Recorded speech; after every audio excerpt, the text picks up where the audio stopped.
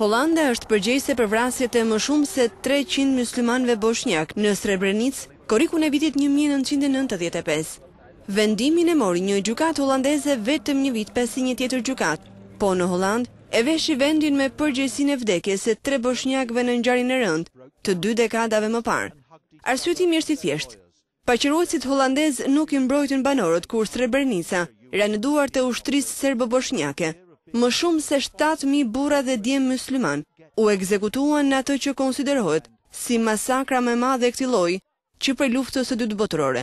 Bosnjakët që përpoqën të gjenin shpëtim duke kërkuar ndihmën e holandezëve, ju dorëzuan serbëve. Padia ishte paraqitur nga të afërmët të viktimave, në emrin nënat e Srebrenicës. Në vendim thuhet se forcat paqëruese holandeze, Dachbat, nuk bën se duhet për mbrojtjen e 300 bosnjakëve të ekzekutuar pas kësaj dhe se duhet ta kishin kuptuar rrezikun e genocidit. Shtetit holandez tani duhet të pranojë një pjesë të përgjegjësisë për ngjarjen e përpara 20 vjetëve, e t'i paguajë kompensime familjarëve të 300 viktimave.